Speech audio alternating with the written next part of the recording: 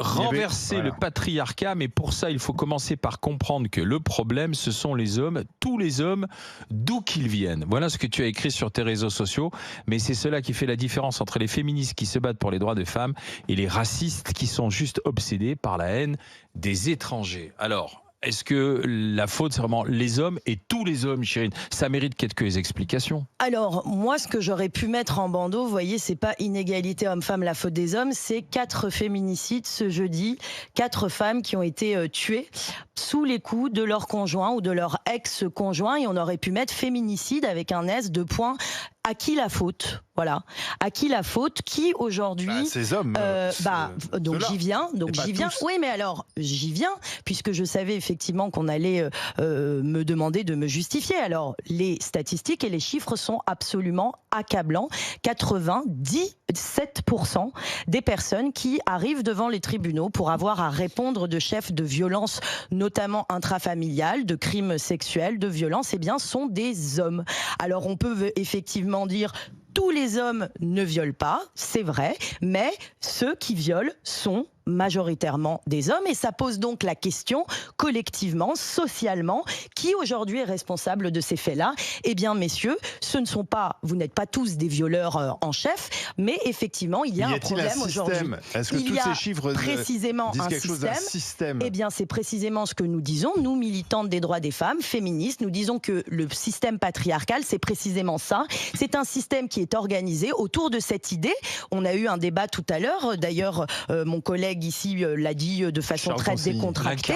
Il a dit oui, mais vous savez, la vie des femmes, on parlait de Xavier Milei en Argentine, et il a dit oui, et ben on s'intéressera à la vie des femmes après l'économie. Eh bien moi je considère que la vie des femmes c'est important, et qu'effectivement on devrait tous se scandaliser, ça devrait être le premier sujet ce matin, sur le fait de savoir pourquoi 120 femmes ont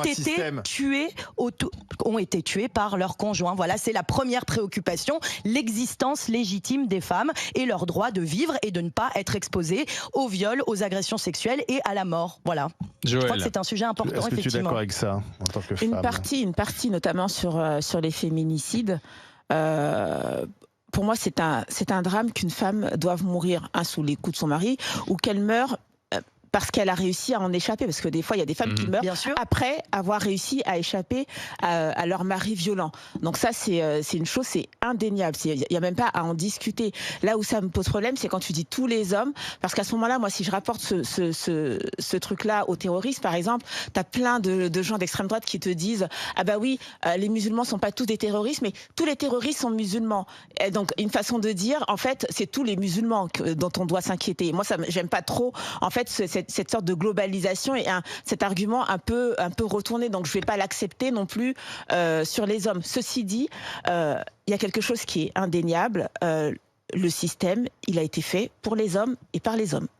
Et ils n'ont pas eu envie, et je pense qu'ils n'en ont toujours pas envie, que ce système soit changé, soit révolutionné.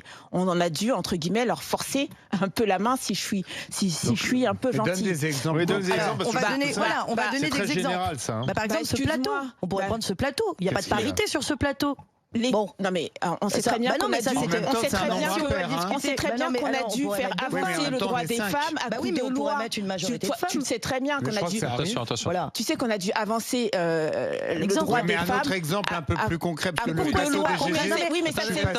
On la laisse parler parce qu'effectivement, voilà, on la laisse parler. Il y a un certain nombre de droits. Le droit de vote. Parlons d'un truc tout simplement, le fait de choisir. Oui, mais d'accord. Oui, mais c'est pour te dire qu'on a dû le faire avancer à coup de loi. D'accord, donc ça veut bien des hommes qui ont décidé. Ça veut bien dire. Oui, mais dans ce cas-là, Chérine, moi je veux la parité dans la magistrature. Est-ce qu'on peut laisser parler une femme sur le plateau? Ça veut bien dire que le système, lorsqu'il a été pensé sans les femmes. On est bien d'accord. Sinon, on n'aurait pas eu besoin de rectifier, de faire une sorte de correctif sur le système.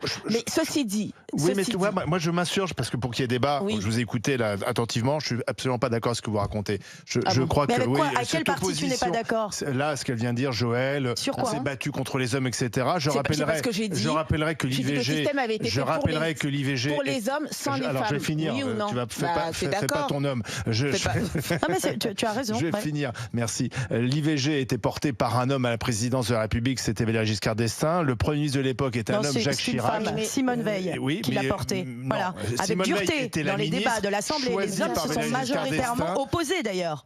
Les hommes se sont majoritairement opposés à cette mesure. d'Estaing, on ne peut pas parler de ça s'il n'y a que les femmes qui parlent aussi dans ce cas-là. Non, mais tu as raison, tu as raison. Donc c'est faux qu'il n'y a que les femmes qui portent des combats de femmes. Je vous donne l'exemple que des hommes de droite ont permis à l'IVG d'être adopté, un Premier ministre et un président qui étaient de droite. Et c'est effectivement Simone Veil qui était le relais à l'Assemblée en tant que ministre de la Santé. Donc déjà, d'une part, de dire que tous les hommes seraient dans un système masculiniste, je suis désolé, je ne suis pas d'accord avec ça. Alors moi je le dis, c'est des généralités. Moi je le dis. Non mais moi je le dis volontiers, je le maintiens. Alors moi ce que je dis, c'est que autour de cette table, tu vois, il y a deux femmes. Je suis sûre à 100%, sans connaître Joël. Attends, je termine. Non, je n'essentialise pas.